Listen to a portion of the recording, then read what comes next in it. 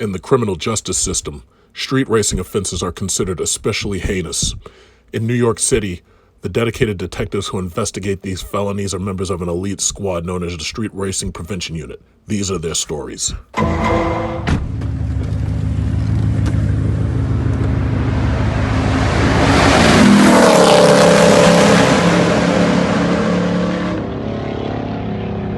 Wait, Kev, just be polite. Just be Kev. Oh, glad just cut of that. Just reckless. There's no point of it. We blocking lines off with it. The video shows a group of drivers in what looks like mostly Dodge Chargers blocking off all lanes. They get out of their cars cheering on at least one person doing donuts right on the highway. Youngsters these days, that's the thing. That's the end thing now to do that, This car's got a lot of power and they're doing it to the fullest. Witnesses say it lasted several minutes. You can actually see all the traffic backing up. Detroit police eventually showed up and sent the drivers screeching away.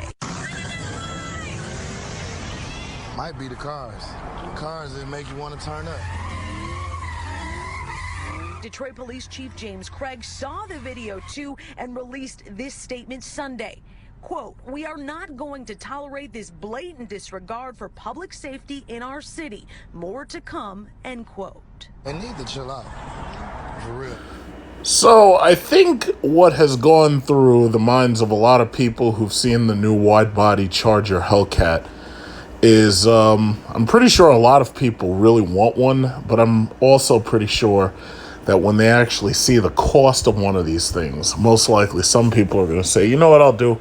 I'll just wait until it's used and I'll buy it used and save a lot of money of depreciation, considering that these cars depreciate damn near $30,000 before you even hit 10,000 miles. But I'm also fairly certain that people who've seen the running footage that was released of the new wide-body Dodge Charger Scat Pack, I'm sure there's a lot of disappointment within some people, while there's a lot of excitement in others. I'm pretty sure a lot of people really want one of these things because they know that there's a $20,000 or so difference between the wide-body Scat Pack and the wide-body Charger Hellcat.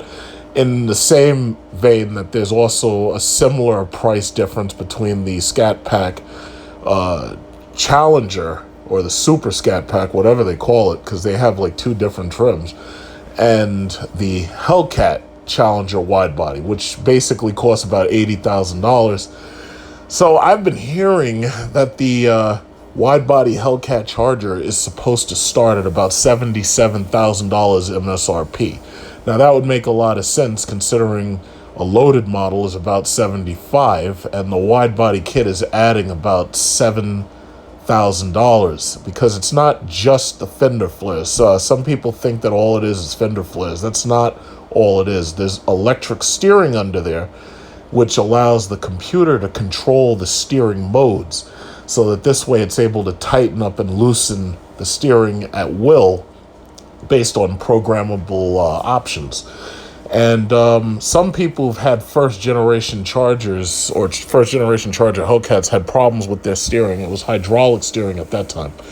But just like the wide-body Challenger, now they have electric steering, which for the most part should save just a small amount of weight, but it should also prove to be more responsive.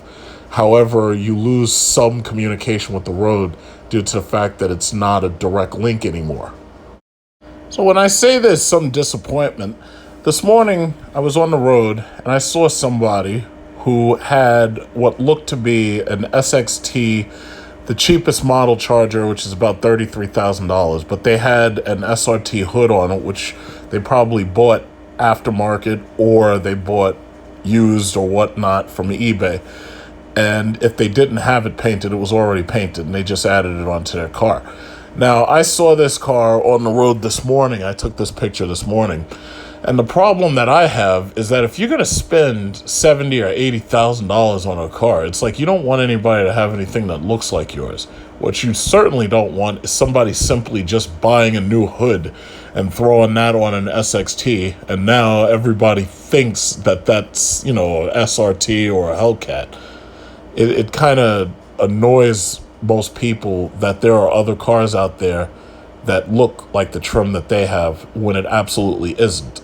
It's almost inevitable that what someone is going to do is go on eBay and buy either a Demon hood or a Red Eye styled hood or even the Viper hood. And they're just going to basically take it and they're going to debadge a wide body Scat pack. They're going to throw this hood onto it, and next thing you know, you're going to have a Demon charger or a Red Eye charger or a Viper charger or whatever. And that's basically that. So the thing about it is, when these things start showing up to car shows, people will assume that they have Hellcats, but they don't.